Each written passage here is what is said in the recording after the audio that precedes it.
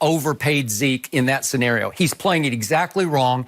And there have been days when he has alienated Jerry to the point of just ticking him off. And we've seen Zeke's side get ticked off. So it's gotten a little animosity going back and forth between the camps, which is very dangerous to the process. It's just extending the process, not past game one, but up to game one, where Jerry's going to make you pay the price of having to wait through all of training camp and all the way up to the week before game one before this deal gets done. It will get done. And I'm going to quote our man Jay Glazer. He wrote yesterday in The Athletic, behind the scenes, Dallas has still contended all along that they believe Zeke will be there for week one against the Giants. I think he will, says Jay Glazer. Now, he tacks on at the very end of this, what he wrote in The Athletic by saying, but you never know what turns negotiations may take day by day, and you don't. But in general, Jay is hearing from the inside, we're going to get this done. So here's what happens. Oh, you're going to make him the highest paid? Yeah. Okay, if you're going to make him, what are we talking about? It depends how much the highest paid. No. No. Okay, let me finish. Okay. I'm making a point here that is not going in your thick head because you're missing the point. But Jay Glazer is right. And you, as I told you yesterday, you have become the puppet on Jerry's strings. Every day on the show, you overreact to what he says because some days Jerry goes good cop, and then he goes bad cop, and then he goes great cop, and then he goes all-time bad cop. So yesterday he decided to go hardball cop, where he's saying, I'm prepared to play the season without him, basically, right? I'm going forward without Zeke.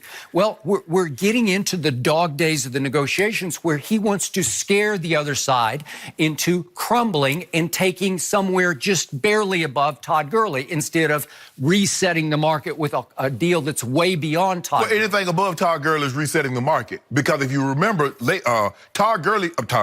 Todd was not free when he got his deal. Le'Veon Bell was completely free. You didn't have to offer anything, and he got less.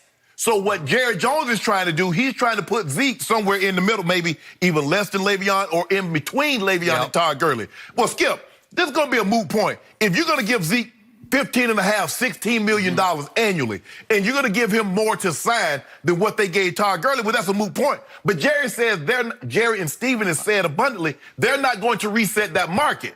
So if they reset... I already told you what will happen. There are three categories in which you can top Todd Gurley. You can do the guaranteed money, you can do the upfront bonus money, or you can do the annual salary above 14.4. So however they finesse it, however they sort of spin it to the media, they will allow Zeke to say, I got more than Todd did. But it might only be more in upfront bonus, which can be prorated. It might be the annual. It might be they gave him 14.7. It might be 15. It might be, but then somehow the guaranteed money and the upfront won't be nearly as much. Well, because for me, Skip, I look at the real money. All this other stuff, Skip, he got a 5-year extension for $200 million. Okay, how much of that is real money? How much did he get signing bonus? How much did he get the first year? How much he's going to make the next year? Real, actual money that the guy knows, I'm going to get this. Skip, not 4 years from now when he got $42 million coming and you and I both know he's never going to get that. How much real money? And I believe that's what Zeke is after. Not only is Zeke after, Skip, more annually than Todd Gurley, he wants to get more real money than Todd Gurley actually got. Okay, but I'm going to tell you one more time. The Los Angeles Rams dramatically overpaid Todd Gurley, and today they are regretting how much they gave him. That's not for Jerry Jones to worry about. Jerry Jones, look, Jerry... Yes, it is. You got to keep it in mind. Okay, Zeke is looking at, when Jerry and Steven says, we're not going to reset the market, but you reset the market at left tackle. You reset the market at center. You reset the market at right guard. You reset the market at defensive end. Zeke says, if those guys are the best or top 2 or 3 at their position, so am I.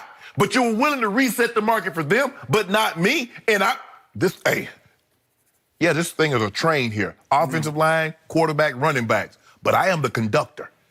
It is not going very far without 2-1 in that backfield. Now, you can talk about Tony Pollard all you want to, and Zach Martin is going out there, and he's a very good back. Damn good. Damn good back. Thank you. And Jerry Jones and Stevens, like, they love Tony Pollard.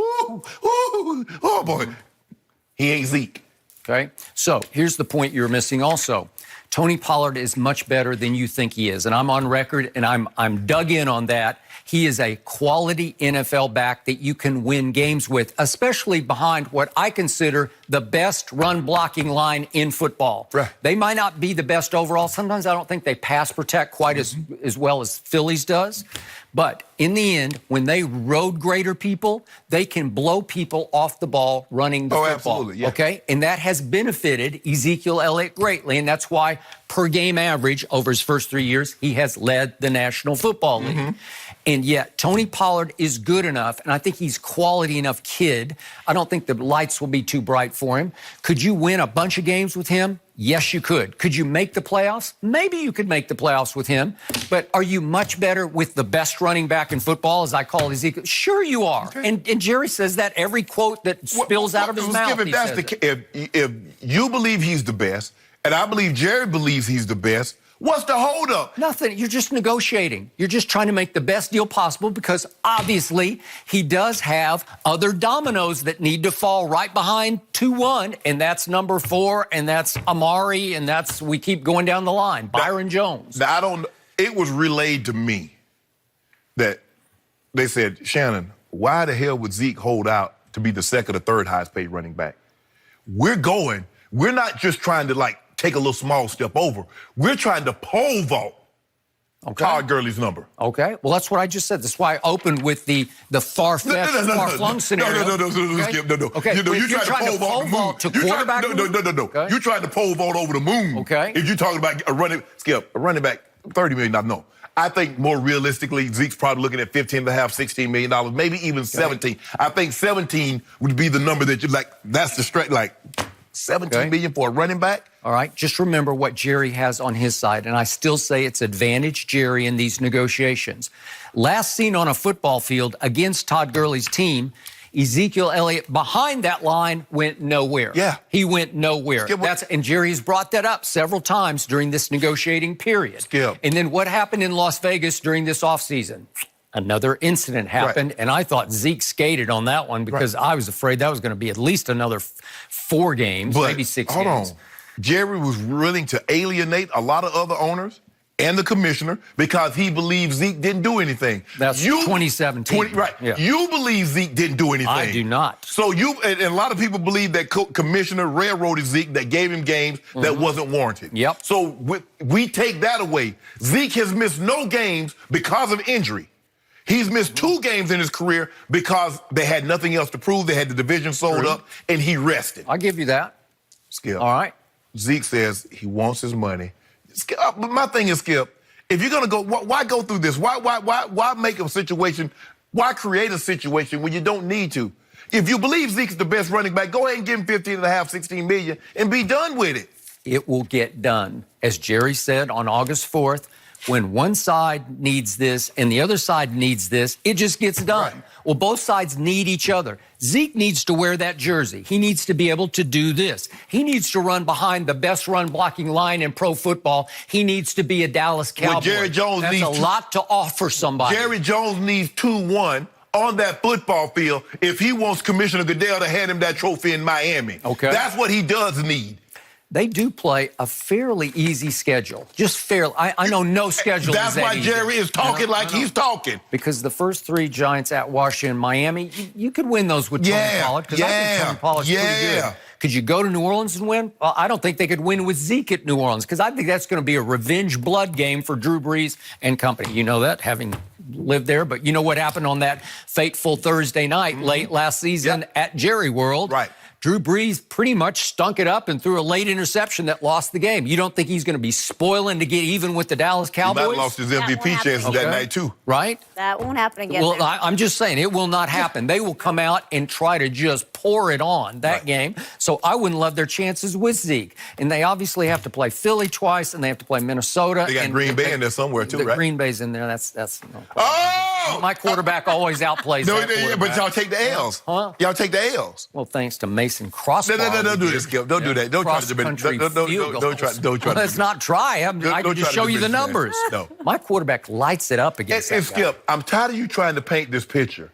that the last time we saw Zeke, He didn't go anywhere against the Rams. He didn't. Wade Phillips made it his business. We're not going to let Ezekiel Elliott, because we know the guy that's under the center that holds the ball on every snap, he can't beat us throwing it. Boy, he almost did. No, he almost didn't. He did. The game wasn't as close as the 8. One-score game. The game was, let's skip, man. You know the game wasn't as close as the 8 points would indicate. My quarterback had an 81 QBR? That's extraordinary. You got dominated. You got dominated, Skip. Dominated? You got dominated. It's a one-score game, and it's 3rd and 10, and Jared Goff runs for 19 yards. Think about what? Hold on. It's because you scored 22 points. Your defense. See, how many did Tom Brady score against that defense? Help me out. Right. But it was the best defense in pro football at the end of the year. It just peaked. You're under the impression that your defense is going to be exactly what they were, if not better than last year. You're also under the assumption that because Amari Cooper is there full time. But we saw a very similar situation with Jacksonville. We assumed that they would be as good defensively, if not better, and the offense would take another step. Well, what happened when they didn't? They didn't have Nick Foles, the magic man. Okay, what happened with the defense? The defense stayed exactly intact. What happened? Well, you know what happened. The guy you hate happened. What'd I do? Blake Bortles. Oh! Right? Well, hold on. Okay, this is Blake Bortles.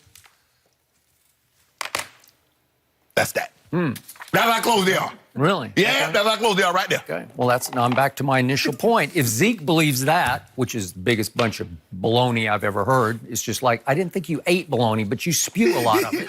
Skip, you know that football, the NFL, is the only professional sport that pays you based on position. Basketball player, a point guard can make just as much as a forward or a center. Baseball, an outfielder can make just as much as a pitcher or an infielder. It's only football. Quite, but go ahead. Yes, they can. I mean, Mike Trout makes what, 40 million? Okay. Kershaw's making 35. Yeah. No, you're right. Machado's making... long term, the pitchers are going to will out. They're going to win that one. But football, well, you play receiver, and receivers make within this, and you play offensive line, you make within this. That's the only thing. If they pay you, and that's what they're trying to do away with. In the next collective bargaining agreement, they're trying to get away with. We're not tags. It has nothing to do with it. Position has nothing to do with it.